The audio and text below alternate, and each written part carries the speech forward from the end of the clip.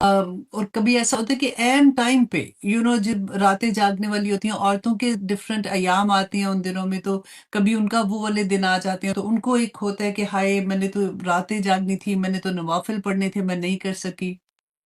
Different کوئی سفر میں ہوتا ہے، کسی کا بچہ پیدا ہو رہا ہوتا ہے، تو اس وقت بھی کچھ مائیں ہوتی ہیں جو بیبی فیڈ کرا رہی ہوتی ہیں۔ تو اللہ سبحانہ تعالیٰ اتنے رحیم ہیں، اتنے کریم ہیں، وہ بار بار موقع دیتے ہیں۔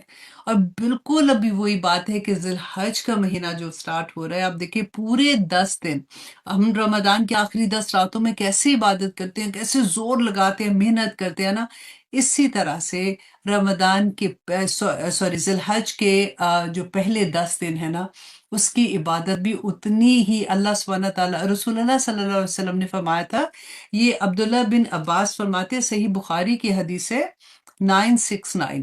تو عبداللہ بن عباس فرماتے ہیں کہ رسول اللہ صلی اللہ علیہ وسلم نے فرمایا کہ اللہ سبحانہ تعالیٰ کو ان 10 دنوں کی عبادت سے زیادہ پورے سال میں کوئی اور دن کی عبادت پسند نہیں ہے، اتنی زیادہ جتنی ان 10 دنوں کی عبادت اللہ سبحانہ تعالیٰ کو پسند ہے۔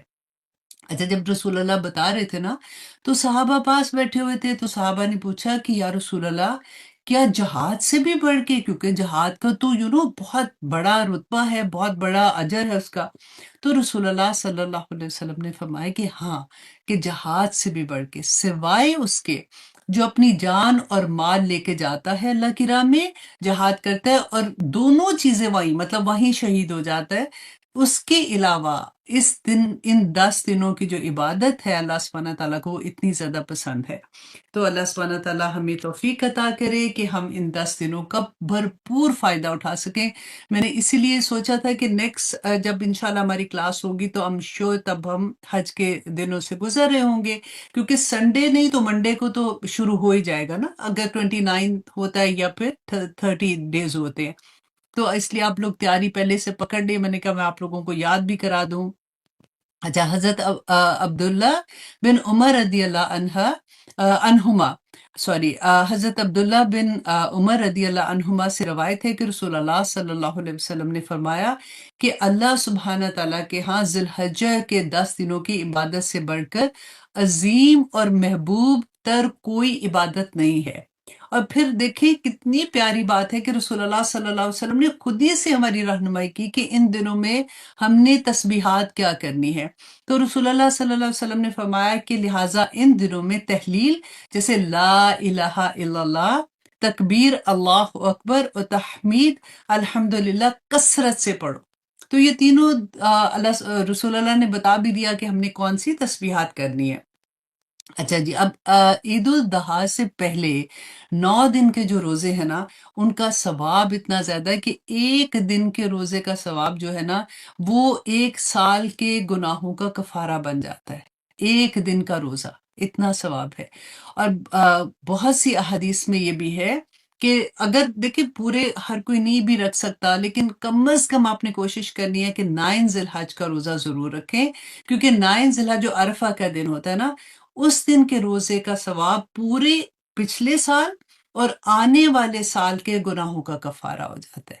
اب دیکھیے بعض لوگوں نے یہ کویسچن اٹھایا تھا کہ آنے والے سال میں تو ابھی ہم نے گناہ ہی نہیں کیے تو اس کا کفارہ کیسے بنے گا؟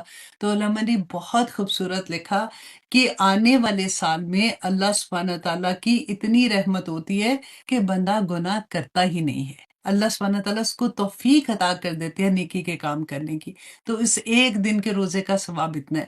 تو انشاءاللہ نیکسٹ کلاس میں ہم اس کے بارے میں تھوڑا سا اور ڈیٹیل میں بھی دیکھیں گے، اور حضرت ابراہیم علیہ السلام کے بارے میں ہم تھوڑا سا جانیں گے، اور انشاءاللہ اسی طرح سے بس مجھے یہ تھا کہ میں تھوڑا سا آپ کو موٹیویٹ کر دوں کہ آنے والے ہیں روزے، دوبارہ سے وہ دن آنے والے ہیں جس کی عبادت اللہ سبحانہ تعالیٰ کو بہت پسند ہے۔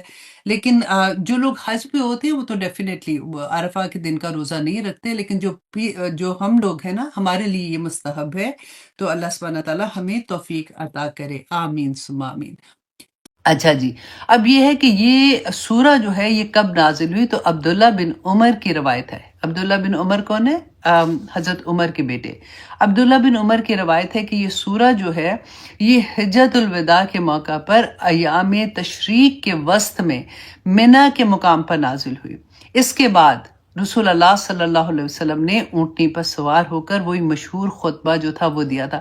تو میں سوچ رہی تھی کہ آج آپ کو خطبہ بھی سنا دیتی ہوں۔ ہمیں بڑا دل چاہتا ہے کہ ہم دیکھیں کہ رسول اللہ صلی اللہ علیہ وسلم نے جو آخری خطبہ دیا تھا حجۃ الوداع کے موقع پر وہ کیا تھا۔ تو یہ ایک صحابیہ ہیں، وہ بیان کرتی ہیں، وہ ان کا یہ خطبہ جو ہے نا وہ تو ڈفرینٹ روایات میں بھی آتا ہے اور سیم ہی طرح سے ہے۔ تو یہاں سے میں نے صحابیہ جو تھی ان کا لیا تھا کہ انہوں نے فرمایا کہ رسول اللہ صلی اللہ علیہ وسلم نے فرمایا کہ لوگوں جانتے ہو کہ یہ کون سا دن ہے؟ لوگوں نے عرض کیا کہ اللہ اور اس کے رسول بہتر جانتے ہیں۔ فرمایا کہ یہ ایام تشریق کے بیچ کا دن ہے۔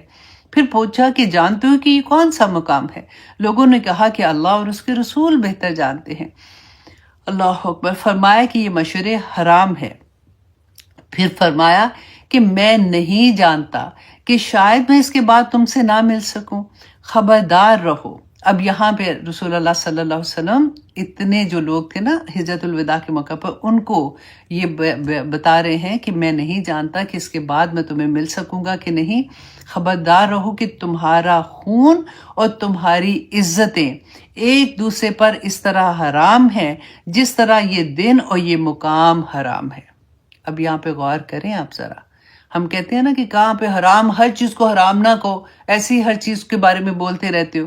آپ دیکھیں کسی کو لٹل کرنا، ہم نے کتنی پڑھا تھا نا لاسٹ ٹائم بھی، کسی کی بےعزتی کر دینا، کسی کی چغلی لگا دینا، عزت ہی ہے نا کسی کی، آپ اس کو عزت کو خراب کریں، وہ بندہ ادھر نہیں ہے، آپ اس کے بارے میں کر رہے ہو، وہ سامنے ہے، پھر بھی آپ کسی کا مذاق اڑا رہے ہیں، حرام ہے۔ حرام کا لفظ اس کے اوپر لکھ لیا کریں۔ یہ میں اس لیے اتنا کھول کے بتاتی ہوں کہ جب ہم کبھی بولے نا کہ مذاق سے کسی کو کہہ رہے ہیں تو ایک دم سے دل پہ ہاتھ پڑ جائے ہمارے کہ یہ میں حرام کام کر رہی ہوں، کیونکہ کہنا بڑا بندہ سوچتا کوئی نہیں، اب ہر چیز پہ حرام حرام کہہ دیتی ہوں، مذاق سے کہہ رہی تھی، مذاق سے بھی نہیں کہہ سکتے۔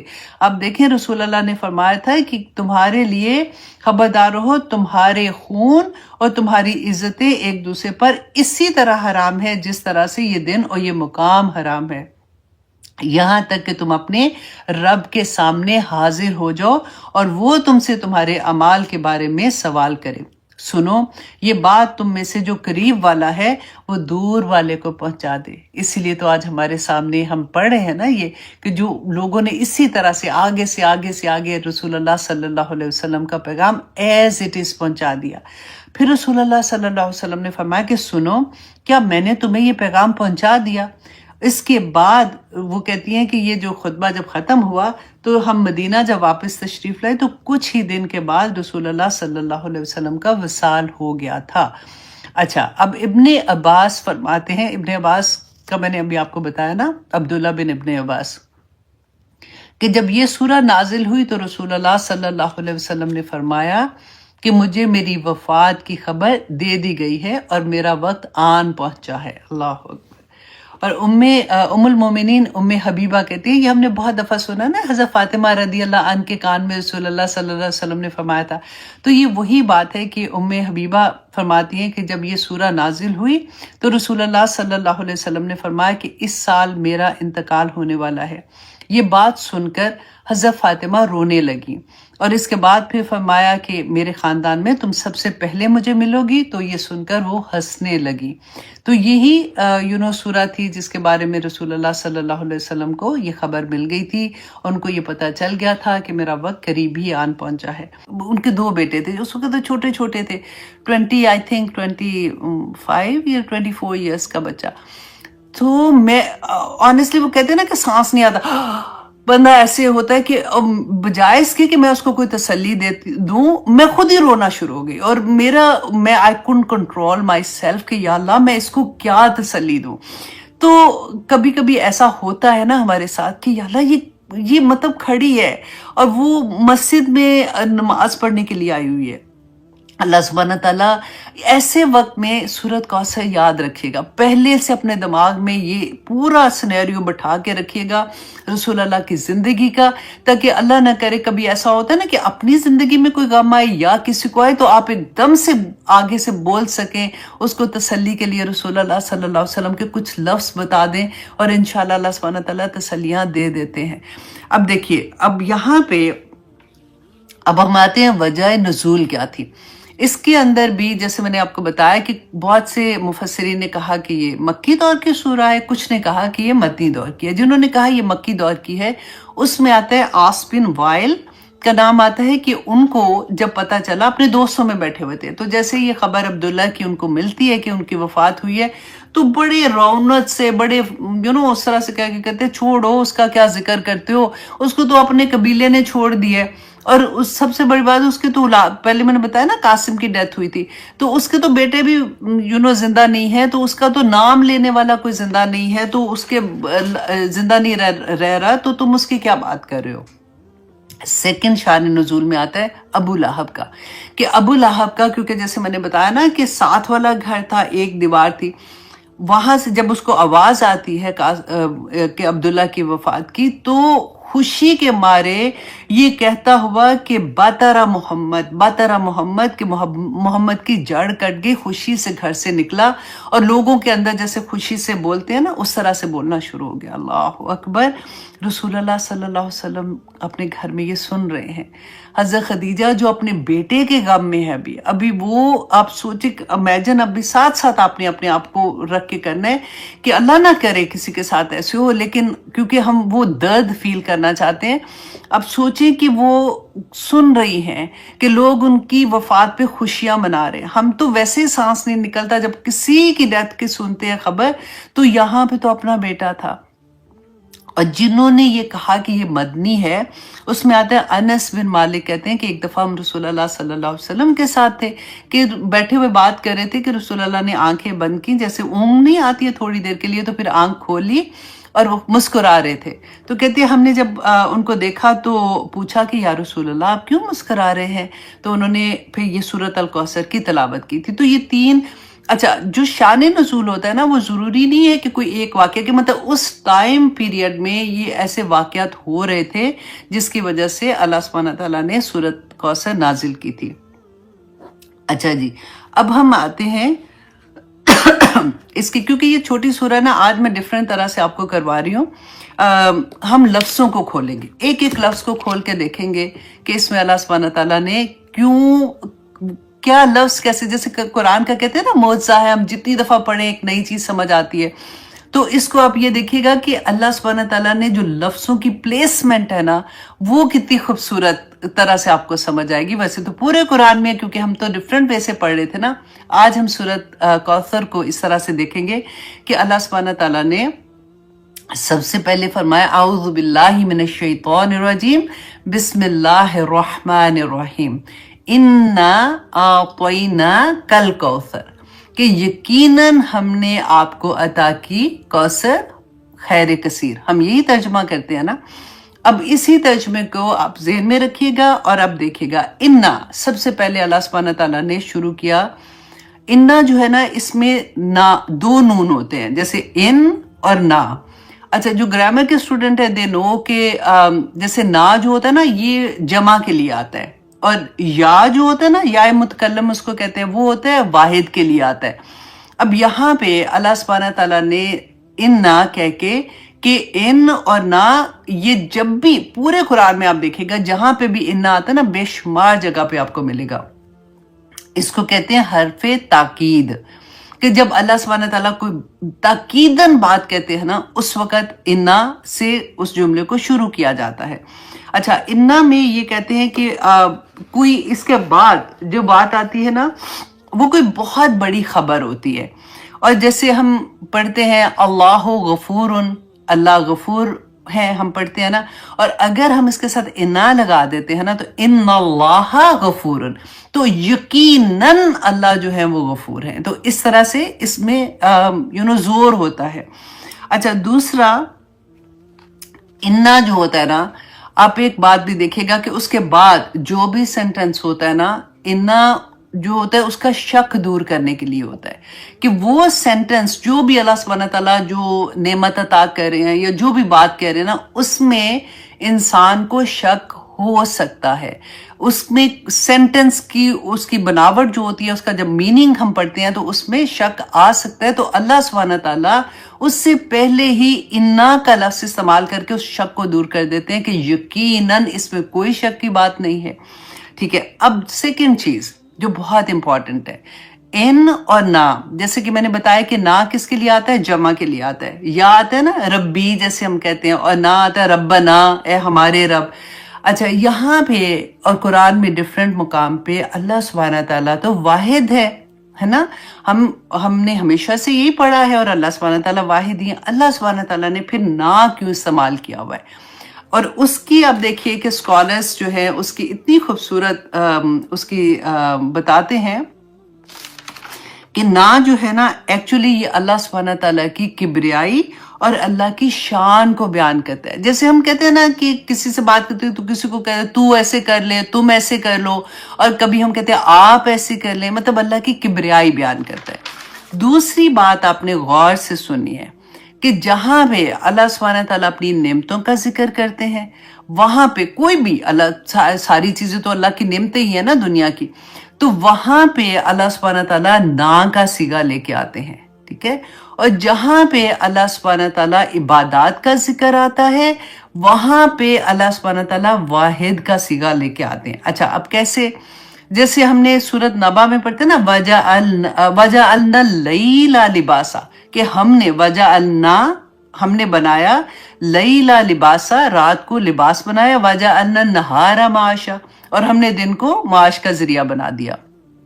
अच्छा, अब जहां पे अल्लाह सुब्हानहू तआला का वाहिद होने का आता है ना, तो देखिए वहां पे आता है वमा खलक़तल जिन्ना वल इंसा इल्ला लियाबुदूनी, कि नहीं पैदा किया मैंने इंसान और जिन्नात को सिर्फ इसलिए कि वो मेरी इबादत करें। तो वहां पे देखिए नी या का सीगा है, जहां पे नेमते हैं ना, क्योंकि ये अक्सर क्वेश्चन भी करते हैं लोग, तो आप लोगों को आज के बाद इंशाल्लाह इस पे भी कोई ऐसी चीज नहीं होगी, फौरन आप इसका जवाब दे देंगे कि जहाँ पे ब्लेसिंग्स हैं वहां पे ना का आता है, ना अल्लाह सुब्हानहू तआला से का यूज करते हैं, और जहां पे अल्लाह सुब्हानहू तआला की तौहीद का जिक्र आता है वहां पे अल्लाह सुब्हानहू तआला वाहिद का सिगा इस्तेमाल करते हैं। अच्छा जी, अब आते हैं नेक्स्ट वर्ड पे, इन्ना आतौइना।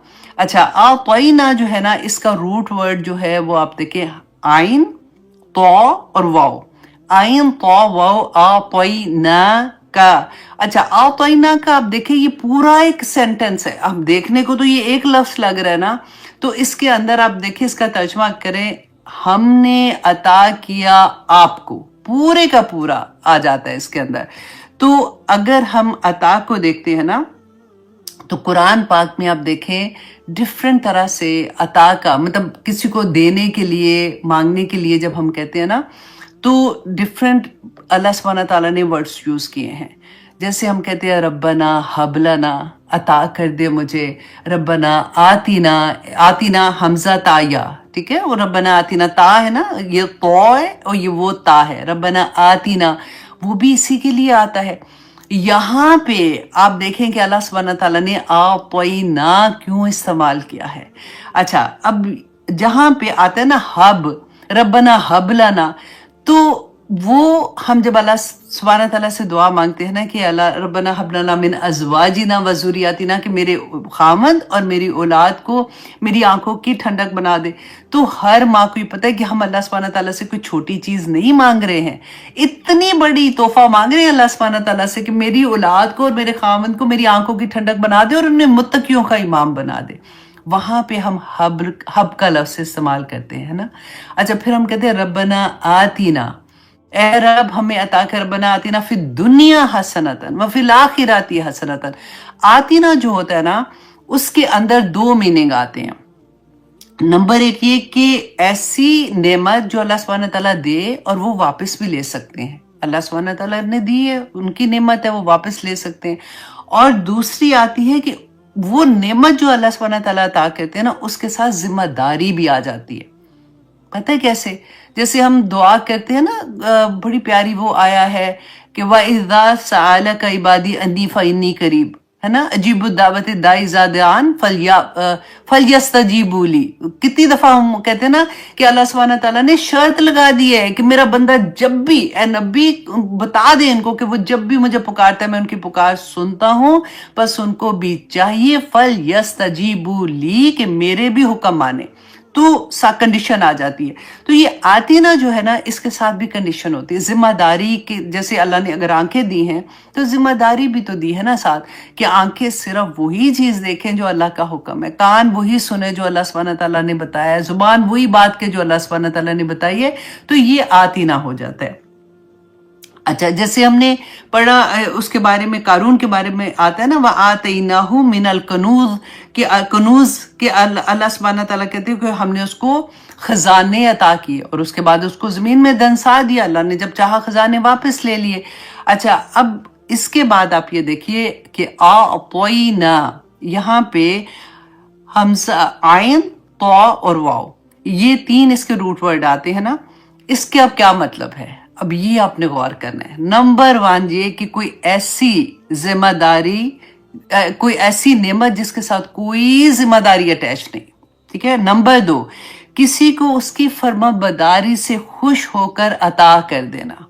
نمبر 3، کسی کو دنیا میں وہ دے دینا کہ جو وہ ایکسپیکٹ بھی نہیں کر رہا ہوتا، مطلب ایسی خبر، ایسی خوشخبری دے دینا کہ وہ سوچ بھی نہیں سکتا. اچھا، وہ جو چیز دی ہے نا وہ کوئی معمولی شے نہیں ہوتی ہے، اور کسی کو بغیر کسی غرض کے کوئی شے عطا کر دینا، یہ سارے میننگ اعطینا میں آتے ہیں. جو اللہ سبحانہ تعالیٰ نے یہاں پہ آتینا نہیں کہا، حبلنا نہیں کہا، اجر بھی نہیں کہا. اجر جو ہوتا ہے نا اس کے اندر بھی کوئی امید ساتھ ہوتی ہے کہ کسی وجہ سے، مطلب ہم نے کیا ہوتا ہے تو ہم اجر کو مانگتے ہیں. اعطینا، اللہ سبحانہ تعالیٰ نے عطا کر دیا. اچھا، اب یہاں پہ نیکسٹ لفظ کی طرف جاتے ہیں، پھر انشاءاللہ ہم اس آیا کی تفسیر کریں گے. اللہ سبحانہ تعالیٰ نے فرمایا اعطینا کا کیا دیا؟ الکوثر، ہم نے آپ کو کوثر عطا کی. کوثر کا جب ہم اکثر مصحف میں پڑھتے ہیں نا خیر کثیر کہتے ہیں، تو ہم خیر کثیر کیوں کہتے ہیں؟ یہاں تو کوثر کا مطلب ہے کہ ہم نے تو آپ کو بہت زیادہ عطا کر دیا ہے نا. صحابہ نے پوچھا تھا رسول اللہ سے، کیونکہ اللہ نے ابھی یہاں پہ یہ تو نہیں بتایا کہ اچھا جو دیا ہے وہ کیا دیا ہے، تو رسول اللہ نے خود ہی ایکسپلین کیا تھا. انشاءاللہ وہ بھی دیکھتے ہیں. اچھا، اب یہاں پہ دیکھیے کہ قرآن پاک پہ بھی جو کثرت کے لیے جو سیگا استعمال ہوتا ہے، یہ کوثر جو ہے نا یہ مبالغے کا سیگا ہے، جو ہائیسٹ لیول آف دینے کا. اچھا، ایک ہوتا ہے کثرتن، کثرتن، کثیرن اور کثورن اور کوثر، یہ سارے ورڈز آتے ہیں. اب جو کثیرن جو ہوتا ہے نا وہ ایسی خیر، مطلب ایسی چیز عطا ہوتی ہے جو خیر بھی ہو سکتی ہے اور شر بھی ہو سکتی ہے، دونوں ہوتی ہیں. اسی لیے ہم الکوثر کے ساتھ صرف کوثر جو ہے نا وہ صرف خیر کے لیے آتا ہے، اس میں برائی ہو ہی نہیں سکتی، اس میں کوئی بری چیز نہیں ہے. تو اللہ سبحانہ تعالیٰ نے یہاں پہ کوثر کا لفظ استعمال کیا کہ ہم نے خیر کثیر، اس لیے ہم اس کو خیر اس کے ساتھ اٹیچ کرتے ہیں، حالانکہ وہاں پہ لکھا نہیں ہوتا ہے نا. اچھا جی، اب یہاں سے آپ آئیے اس بات پہ کہ صحابہ نے جب رسول اللہ صلی اللہ علیہ وسلم سے پوچھا، میں نے وہ حدیث آپ کو سنائی تھی نا کہ رسول اللہ نے جب آنکھ کھولی تو مسکرا رہے تھے، تو صحابہ نے پوچھا کہ آپ کیوں مسکرا رہے ہیں؟ تو رسول اللہ صلی اللہ علیہ وسلم نے فرمایا تھا کہ مجھے سورۃ الکوثر پڑھ کے بتائی کہ یہ مجھے اللہ سبحانہ تعالیٰ کی طرف سے تحفہ ملا ہے. تو صحابہ نے پوچھا کہ یا رسول اللہ یہ کوثر کیا ہے؟ تو رسول اللہ صلی اللہ علیہ وسلم نے فرمایا کہ ہوا نہرن، کہ یہ ایک نہر ہے جو اللہ نے مجھے عطا کی ہے اور اس میں بے انتہا خیر ہے. اچھا، ایک اور جگہ رسول اللہ نے فرمایا کہ ہوا حوضن، کہ یہ ایک حوض ہے جو ایسا حوض ہے جس پر میری امت قیامت کے دن جمع ہوگی، اور اس کے گرد کپ و جار اتنے ہیں جیسے آسمان کے تارے ہیں. اچھا، اب دیکھیے یہ غور سے اپنے کاؤنٹ کر کے نا یہ حدیثیں بھی یاد رکھنی ہے. بہت پیاری حدیثیں آپ کو انشاءاللہ یاد رہے گی کیونکہ یہ ہمارے لیے ہے نا.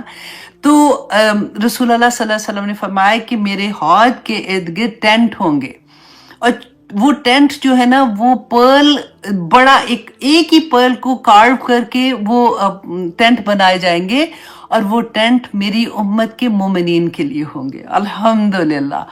اچھا جی، اب ایک اور حدیث میں آتا ہے کہ رسول اللہ نے فرمایا کہ اس حوض سے میری امت جو ہے وہ پانی پیے گی قیامت کے دن، اور اسے اس کے بعد کبھی پیاس نہیں لگے گی۔ اب دیکھیں ہم نے پڑھا نا جنت میں نہریں ہوں گی، دودھ کی نہریں، شہد کی نہریں، وہاں پہ پیاس کی وجہ سے ہم نہیں پئیں گے، وہ ہم اپنی لذت کی وجہ سے پئیں گے۔ لیکن یہ جو حوض کوثر کا پانی ہے نا، جب وہ ایک دفعہ جو انسان پی لے گا اس کے بعد اس کو پیاس نہیں لگے گی۔ اور آپ یاد کریں ذرا قیامت کا دن کہ وہ جو سوا نیزے پہ سر کے اوپر آئے گا، سورج ہوگا، اور چلنے کی جو پہلے میں نے حدیث اسی لیے پہلے بیان کر دی تھی کہ انسان مطلب ایک پاؤں سے اگلا پاؤں اٹھانا اس کے لیے مشکل ہوگا، اور اتنے 50,000 سال کا وقت ہوگا۔ تو رسول اللہ صلی اللہ علیہ وسلم نے خود صحابہ کو بتایا، اب یہ حدیث اپنے غور سے سنی ہے اور اس پہ سے عمل نکالنا، عمل کی بات نکالنی ہے آپ لوگوں نے، کہ رسول اللہ نے فرمایا کہ میں قیامت کے دن میرے امتی جب حوض کوثر کو دیکھیں گے، اس حوض کو دیکھیں گے تو اس کی طرف رش کریں گے۔ اب سوچیں ان میں سے ہم میں سے بھی کوئی سبھی ہوں گے انشاءاللہ، تو حوض کوثر کی طرف رش کریں گے، اور جیسے وہ آئیں گے نا تو رسول اللہ صلی اللہ علیہ وسلم کہتے ہیں میں ان کو دیکھ کے خوش ہو رہا ہوں گا، میں ان کو پہچان لوں گا۔ کیسے پہچانیں گے؟ وضو کے اثرات سے پہچانیں گے۔ ہم جب وضو کرتے ہیں نا تو وضو کا پانی جہاں جہاں لگتا ہے وہ قیامت کے دن وہ چیز شائن کر رہی ہوں گی، نور کی طرح شائن کر رہی ہوں گی، تو رسول اللہ صلی اللہ علیہ وسلم اسی سے ہمیں پہچانیں گے۔ کہتے جیسے وہ رش کر کے آ رہے ہوں گے تو فرشتے کچھ مسلمان جو آ رہے ہوں گے ان کو روک دیں گے، تو رسول اللہ صلی اللہ علیہ وسلم کہیں گے کہ تم ان کو کیوں روک رہے ہو، یہ تو میرے امتی ہیں، ان کو آنے دو۔ تو فرشتے کہیں گے کہ یا رسول اللہ آپ نہیں جانتے، غور کیجئے اس حدیث میں کہ آپ نہیں جانتے۔ رسول اللہ صلی اللہ علیہ وسلم کو اللہ سبحانہ تعالیٰ نے وہی غائب کی بات بتائی ہے جتنا اللہ سبحانہ تعالیٰ چاہتے تھے، جتنا وہ بتانا چاہتے تھے۔ یہاں پہ کیونکہ رسول اللہ صلی اللہ علیہ وسلم وصال کر گئے ہیں اور ایچ اینڈ ایوری امتی کا ان کو نہیں پتا کہ وہ کیا کرے ہیں، رائٹ؟ تو انہوں نے کہا آپ کو نہیں پتا، آپ کے جانے کے بعد انہوں نے دین میں نئی نئی چیزیں ایجاد کر دی تھیں۔ رسول اللہ صلی اللہ علیہ وسلم فرمائیں گے سحقن سحقن، کہ دور ہو جاؤ، کہ تباہی ہو تباہی ہو۔ تو جنہوں نے دین کو بدل دیا اور جنہوں نے میرا طریقہ چھوڑ دیا، یہ ہے بدعات کے بارے میں۔ اب دیکھیں لوگ آرام سے کہہ دیتے ہیں نا کہ سو واٹ، ہم کون سا برا کام کریں، ہم نیکی کا ہی کام کریں۔ بدعات جو ہے وہ نیکی ہی ہے، مطلب ہم نیکی سمجھ کے ہی کرتے ہیں اس کو، ہم کوئی برا کام سوچ کے تو کوئی ایسا کام نہیں کرتے نا الحمدللہ۔ لیکن میں صرف یہاں پہ ایک بات کہوں گی، آپ اپنے مائنڈ سے نا خود سے اپنے آپ سے سوال کریں، یہ اتنا بڑا معاملہ ہے کہ حوض کوثر پہ پانی نہیں پلایا جائے گا اگر ہم نے زندگی میں کوئی بدعت کی۔ اگر آپ کو تھوڑا سا بھی شک لگتا ہے نا کہ یہ جو کام میں کر رہی ہوں یہ رسول اللہ کا طریقہ ہے کہ نہیں، اب چھوڑ دیں اس بات کو کہ اس کا ثواب ملنا ہے کہ نہیں ملنا، اس کو اللہ سبحانہ تعالیٰ نے قبول کرنا ہے کہ نہیں۔ صرف اگر آپ کو شک بھی ہو رہا ہے نا کہ یہ طریقہ رسول اللہ کا نہیں تھا، صحابہ کے نہیں تھا، چھوڑ دیں اس کو، کوئی فرق نہیں پڑتا۔ اتنی بڑی خیر چلی جائے اس سے یہ چیز چلی جائے، کیونکہ سنتیں تو اتنی ہم اپنی پوری زندگی میں بھی ان کو پورا نہیں کر سکتے۔ آپ دیکھیں جو ہم صبح نماز سے شروع ہوتے ہیں، جو تسبیحات رسول اللہ نے بتائی ہیں، جو طریقہ بتایا ہے، قرآن از اے وے آف لائف، ہم پورا دن اپنی زندگی میں حلال ہے یا حرام ہے، 5 ہی چیزیں کر سکتے ہیں نا، یا ہم کہیں گے کہ یہ جو بھی چیز ہم کر رہے ہیں یہ حلال ہے کہ یہ حرام ہے، ٹھیک ہے، کھانے میں کر رہے ہیں یا پھر ہم جس طرح بھی کریں، یا وہ مباح ہے یا پھر وہ مکروہ ہے یا پھر وہ حرام ہے، ٹھیک ہے، یہ 4-5 ہی چیزیں ہم کرتے ہیں نا جو ہماری زندگی میں آتی ہیں۔ جہاں پہ آپ کو یہ لگتا ہے کہ یہ چیز رسول اللہ صلی اللہ علیہ وسلم نے دین میں نہیں بتائی ہے، دین میں ایڈ ہم نہیں کر سکتے، دین کیا مطلب کوئی بھی ایسا کام جس میں آپ کو یہ لگے کہ اس کا اجر ملے گا، دین میں شامل کرنے کی بات ہو جائے گی، تو آپ نے وہ کام نہیں کرنا۔ سارا دن آپ رسول اللہ صلی اللہ علیہ وسلم کی سنتوں پہ عمل کرتے رہے، آپ دیکھیں آپ کو سانس لینے کا بھی وقت نہیں ملتا بیسیکلی۔ تو پھر ہزار لوگ ہمیں کہتے رہتے ہیں نا کنڈے نہ کرو، رسول اللہ نے کب کیے تھے، صحابہ نے کب کیے تھے، ہم کہتے ہیں چلو جی رہنے دو، ہماری تو امی نے کیے تھے، دادی نے کیے تھے، اس نے کیے تھے. ہاں جب نہیں سمجھ آتی نا تو کوئی بات نہیں، لیکن جب آ جاتی ہے بدعت کی سمجھ آ جاتی ہے، حوض کوثر میں پانی نہ پینے کی سمجھ آ جاتی ہے، تو پھر تو بچ جانا چاہیے نا. کوئی بات نہیں، آپ اپنے آپ کو صرف یہ کہیں کہ اچھا رسول اللہ نے نہیں کہا، ہو سکتا ہے اس میں خیر ہو لیکن مجھے نہیں کرنا. اللہ کو اتنی پسند آئے گی وہ بات، بس اتنی سمپل سی چیز اپنے لیے رکھ لیں. اچھا اب یہاں پہ آپ سیکنڈ چیز یہ دیکھیں کہ یہ کب ہوگا، یہ حوض کوثر میں ہم کب بھاگیں گے، ہم اس کو دیکھ کے کس وقت کہیں گے کہ ہمیں یہ پانی، کیونکہ پیاس لگی ہوگی ڈیفینیٹلی، کہ ہم رسول اللہ صلی اللہ علیہ وسلم کا حوض ادھر ہے تو ہم ادھر جا کے پانی پئیں. یہ وقت رسول اللہ نے فرمایا تھا. دیکھیں جب ہمیں قبروں سے نکالا جائے گا اور محشر کے میدان کی طرف دھکیلا جا رہا ہوگا، لے کے جایا جا رہا ہوگا. اللہ اکبر. صرف یہاں پہ ایک بات یاد رکھیے، میں اتنی پتہ ہے دل بند ہونا ہوتا ہے نا تو مجھے لگتا ہے کہ ایک خوشی کی بات بھی ساتھ کر لینی چاہیے کہ اللہ سبحانہ تعالیٰ کے عرش کے ارد گرد نا مینار، وہ جیسے ہوتے ہیں نا ستون ہوں گے، وہ ستون جو ہے نا وہ نور کے ستون ہوں گے. مطلب ایسا نہیں ہوگا کہ ستون ہوں گے اور ان کے اوپر نور ہوگا، نور کے ستون ہوں گے. اس کے اوپر جو بیٹھے ہوں گے نا لوگ، وہ بھی ان کے چہرے نور کے ہوں گے، ان کے کپڑے نور کے ہوں گے. وہ ایسے لوگ ہوں گے جن کو نبی اور رسول ان کو دیکھ کے ان پہ رشک کریں گے. صحابہ جب رسول اللہ یہ بتا رہے تھے نا تو صحابہ نے پوچھا یا رسول اللہ وہ کون لوگ ہوں گے جو نبی بھی نہیں رسول بھی نہیں، وہ کون لوگ بیٹھے ہوں گے؟ تو رسول اللہ صلی اللہ علیہ وسلم نے کیا فرمایا تھا؟ یہ وہ لوگ ہوں گے جو اس دنیا میں آپس میں ایک دوسرے سے اللہ کی خاطر محبت کرتے ہوں گے اور اللہ کی خاطر ایک دوسرے سے دور ہوتے ہوں گے. دیکھیے یہ اتنی بڑی بات ہے، یہ تو بہت اچھی آسان طریقہ ہے کہ اللہ کی خاطر ہم آپس میں، آپ دیکھیے ایک دوسرے کو نہیں جانتے، کوئی کہاں رہتا ہے کوئی کہیں رہتا ہے، اور لیکن ہمیں ایک دوسرے سے محبت ہوتی ہے. کیوں؟ کیونکہ ہم اللہ کا پیغام سن رہے ہیں نا. اور اس وقت جس وقت اللہ کا پیغام ایک دوسرے کو سنایا جا رہا ہے، اللہ کی بات کی جا رہی ہے، فرشتے ہماری محفلوں میں گھیر کے بیٹھے ہوتے ہیں. اور وہ اللہ سبحانہ تعالیٰ سے، وہ کتنی پیاری حدیث ہے نا، میں سائٹ پہ لے کے جا رہی ہوں تھوڑا سا دل آپ کا وہ کرنے کے لیے، کہ فرشتے جو اللہ سبحانہ تعالیٰ فرماتے ہیں کہ کیا کر رہے تھے، کہتے ہیں اللہ سبحانہ تعالیٰ آپ کا ذکر کر رہے تھے، تو اللہ سبحانہ تعالیٰ کہتے ہیں کہ ان کو بتا دو کہ ان کو میں نے معاف کر دیا، سب کو بخش دیا. تو فرشتے کہتے ہیں کہ یا پاک پروردگار، ادھر تو کچھ ایسے لوگ تھے جن کا یہ مقصد نہیں تھا سننے کا. اب دیکھیں کئی دفعہ ہم سن رہے ہوتے ہیں، بچے ساتھ آ کے کھیلنا شروع ہو جاتے ہیں، کبھی کوئی اس کا مقصد نہیں ہوتا کلاس سننے کا، وہ ایسے ہی آ جاتی ہیں، کبھی کسی طرح سے بھی. تو اللہ سبحانہ تعالیٰ فرماتے ہیں کہ جاؤ ان کو سب کو میں نے بخش دیا. اللہ اکبر. تو اب یہاں پہ آپ دیکھیے کہ جس وقت یہ حال ہوگا کہ ہم دیکھ رہے ہوں گے اور ہم رش کر رہے ہوں گے، وہ کون سا وقت ہوگا؟ جس وقت پورے لوگ، پوری انسانیت، اب مسلمانوں کی بات نہیں ہے، پوری انسانیت جو ہے وہ اللہ سبحانہ تعالیٰ سے امید کر رہے ہوں گے کہ حساب کسی طرح سے شروع ہو. اور ہم نے وہ حدیث پڑھی تھی نا کہ سب سے پہلے وہ جائیں گے آدم علیہ السلام کے پاس، جائیں گے ابراہیم علیہ السلام، موسیٰ، عیسیٰ، سب کے پاس جائیں گے اور سب انکار کر دیں گے. اچھا یہ کون سی ہے؟ شفاعت کبریٰ. اب یہ بھی آپ نے یاد رکھنا کیونکہ شفاعت میں بھی ہم اکثر کنفیوز ہو جاتے ہیں. دو طرح کی شفاعت ہیں، ایک شفاعت کبریٰ، ایک شفاعت صغریٰ. شفاعت کبریٰ جو ہے نا یہ عام ہے، تمام انسانوں کے لیے ہے، ٹھیک ہے. تو پھر رسول اللہ صلی اللہ علیہ وسلم کے پاس جائیں گے، پھر وہ سجدے میں جائیں گے، پھر وہ اللہ سبحانہ تعالیٰ سے دعا کریں گے، پھر وہ لمبی حدیث ہے، خیر میں اس کو آپ کو چھوٹا سا بتا دیتی ہوں کہ پھر وہ اللہ سبحانہ تعالیٰ ان کی دعا قبول کریں گے اور حکم ہو جائے گا کہ اب وہ حساب کتاب کا وقت جو ہے وہ شروع ہو جائے گا. یہ ہے شفاعت کبریٰ. اچھا پھر اس کے بعد شفاعت صغریٰ کون سی ہے؟ یہ صرف مسلمانوں کے لیے ہوگی. جب رسول اللہ صلی اللہ علیہ وسلم سجدے میں جائیں گے، روئیں گے، دعا کریں گے، کرتے رہیں گے یہاں تک کہ جبرائیل علیہ السلام کہیں گے کہ آپ سر اٹھائیے، آپ کیا چاہتے ہیں؟ وہ کہیں گے میری امت، میری امت. تو اللہ سبحانہ تعالیٰ ان کو گروہ پیپل دیں گے جس کو اللہ سبحانہ تعالیٰ چاہیں گے. رسول اللہ صلی اللہ علیہ وسلم کو اجازت ملے گی کہ ان کو جنت تک چھوڑ کے آئیں. और फिर ये वाक्य हमने पढ़ा था कि वो वापस आएंगे और तीसरी मर्तबा वहां पे वो लोग, रसूल अल्लाह ने कहा कि मैं उनकी शफात नहीं कर सकूंगा जिनको कुरान ने रोका होगा, और नंबर 2 जिन्होंने शिर्क किया होगा, उनकी मैं शफात नहीं कर सकूंगा।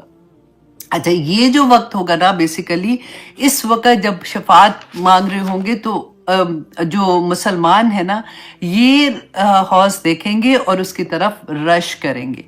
अच्छा जी, अब सेकंड क्वेश्चन हमारे ज़हन में आता है कि कहाँ पर ये कायम होगा? जमीन पे? क्या क़यामत के बाद तो हम जमीन पे ही होंगे ना, सारे के सारे, एक बिछा दी जाएगी, हमने ये पढ़ा था।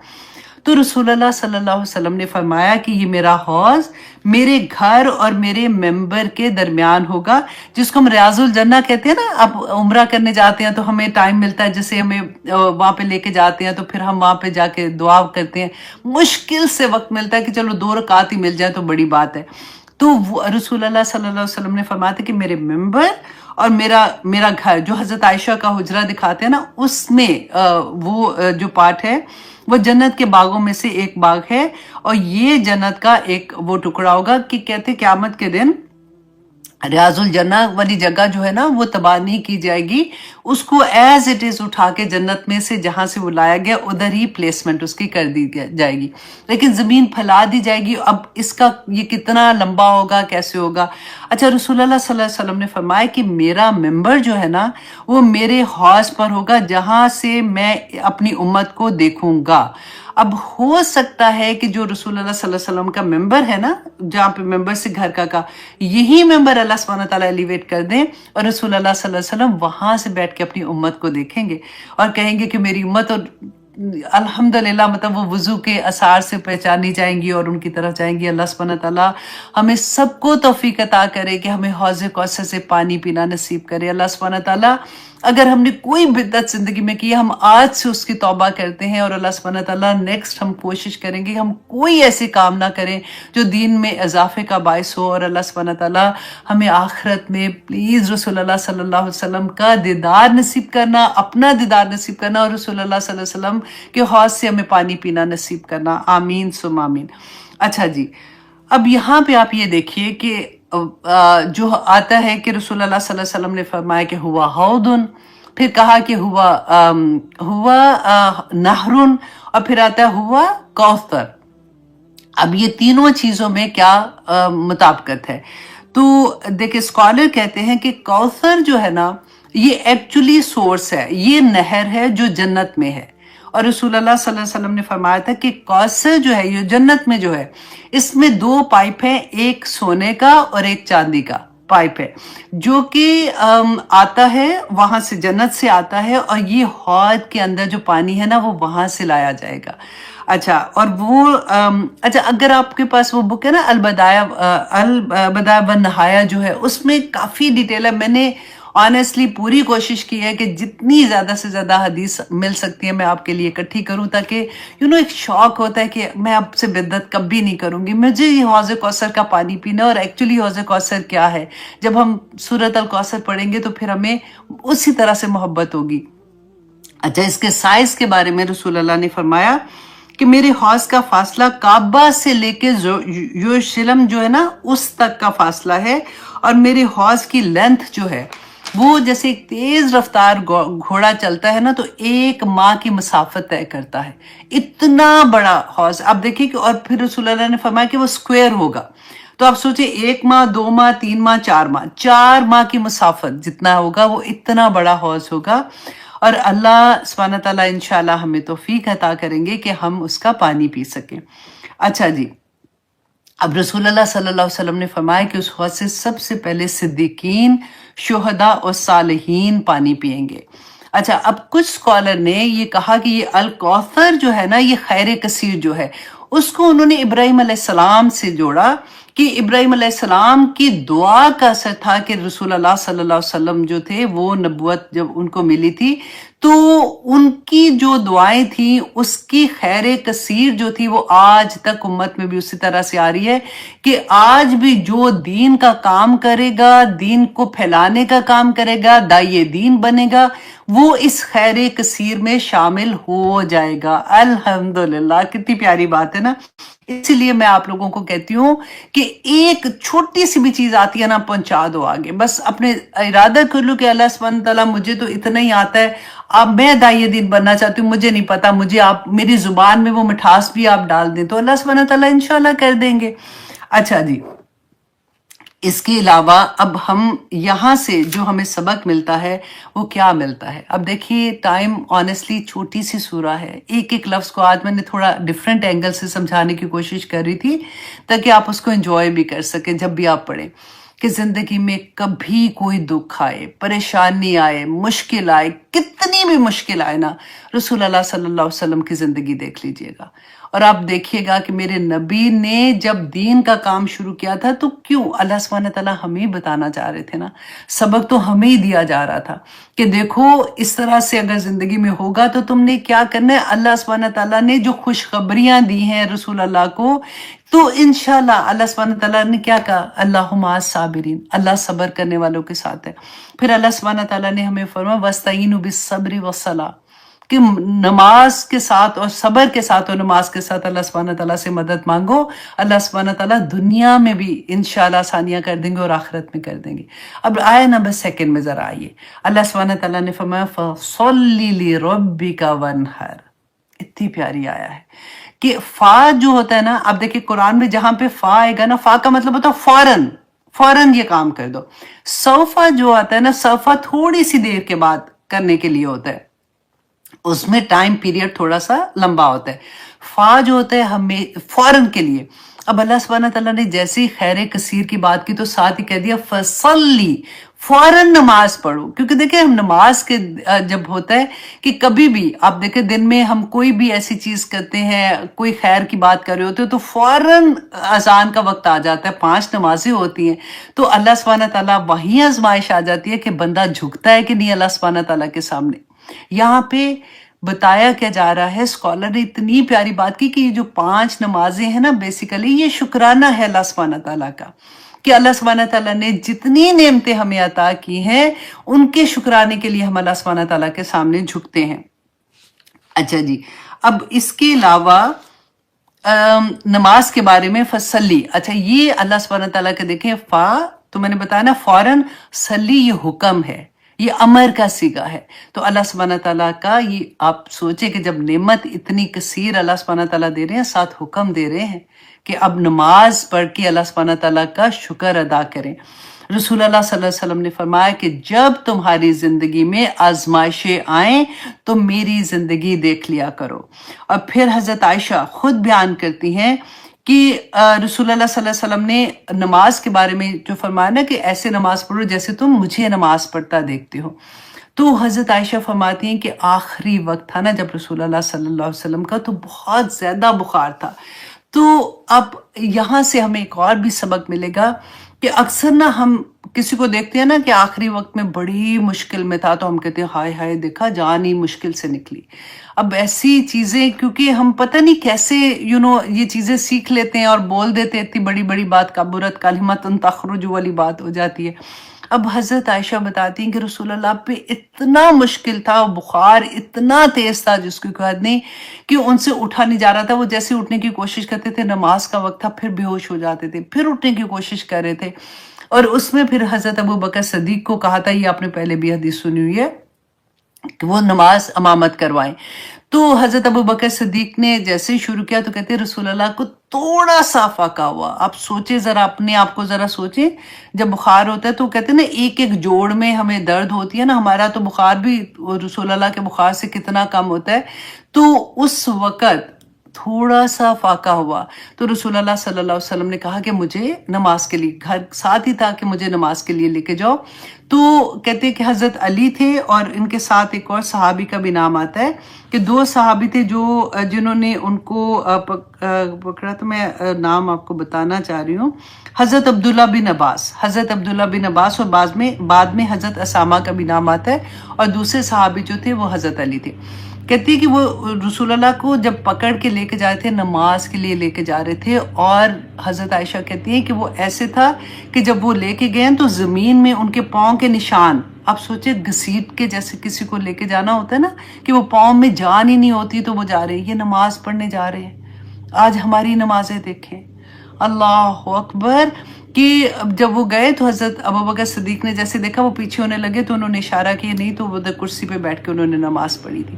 تو آپ دیکھیں ہمارے گھروں میں خوشیاں آئیں تو ہماری نمازیں کہاں جاتی ہیں، ہم شاپنگ کرنے جائیں تو ہماری نمازیں کہاں جاتی ہیں، ہم نے کوئی دلہن کا میک اپ کیا ہوتا ہے تو نمازیں ہی غائب ہو جاتی ہیں۔ دلہن تو سائڈ پہ کرے، ہم پارٹی میں میک اپ کر کے جائیں تو نماز کا وقت آئے تو ہم سوچتے ہیں ہائے گھر جا کے پڑھ لیں گے، میک اپ کیا ہوا ہے تو وضو کیسے کریں۔ اتنی پتی، مطلب اتنی چھوٹی چھوٹی چیز پہ ہم اپنی نمازیں چھوڑ دیتے ہیں۔ آج مسجدیں دیکھیں، ہمارے گھر کے آدمی کہاں جا رہے ہیں، اور رسول اللہ صلی اللہ علیہ وسلم کا طریقہ دیکھیں۔ اور دیکھیے کہ ایک صحابی تھے، نبینا صحابی ہے، رسول اللہ صلی اللہ علیہ وسلم کے پاس آتے ہیں، آ کے پوچھتے ہیں کہ یا رسول اللہ میرے پاس کوئی ایسا نہیں ہے جو مجھے پکڑ کے مسجد تک لے آئے، تو کیا میں گھر میں نماز پڑھ سکتا ہوں؟ رسول اللہ صلی اللہ علیہ وسلم نے پہلے ان کو اجازت دی، جیسے وہ جانے لگے واپس بلایا اور پوچھا کہ کیا تمہیں اذان کی آواز آتی ہے؟ پوچھنے کا مطلب تھا کہ کتنی دور گھر ہے، انہوں نے کہا کہ ہاں، تو رسول اللہ نے کہا کہ نہیں، پھر تمہیں مسجد میں آ کے نماز پڑھنا پڑے گی۔ یہ تھی نماز۔ آپ دیکھیے کبھی آپ امام حسین رضی اللہ عنہ، اللہ اکبر، ان کا واقعہ کربلا کا پڑھا ہے نا آپ نے، کہ موت سر پہ منڈلا رہی ہے، کیا حشر تھا اس وقت، اور ان کو نماز قضا ہونے کا ڈر تھا کہ میری نماز کسی طرح سے قضا نہ ہو جائے، میرا سر اللہ کے سامنے جھک جائے۔ حضرت عمر کا واقعہ پڑھ کے دیکھے، جب وہ نماز کی حالت میں تھے اور پیچھے سے ان کو مارا تھا انہوں نے۔ تو ہم کہاں، یہ ایسے تو نہیں رضی اللہ عنہم ورضوا عنہ، ایسے تو نہیں آ جاتا نا۔ تو اللہ سبحانہ تعالیٰ نے کہا فَصَلِّ لِرَبِّكَ وَانْحَرْ، اور نہر کہتے ہیں جب اونٹ کو ذبح کرنا ہے، تو اس کے اندر بھی کہتے ہیں کہ اسکالر کا ڈفرنٹ آتا ہے تھوڑا سا، کہ بعض مفسرین نے کہا کہ یہ عید الاضحیٰ میں جو قربانی دیتے ہیں اس کے بارے میں ہے، کیونکہ رسول اللہ صلی اللہ علیہ وسلم نے جو آخری حج کیا تھا نا، تو عید پہ انہوں نے 100 اونٹ کی قربانی کی تھی، اور وہ 63 اونٹ جو تھے وہ رسول اللہ نے خود نہر کیے تھے، اور باقی کے جو اونٹ تھے وہ حضرت علی نے نہر کیے تھے۔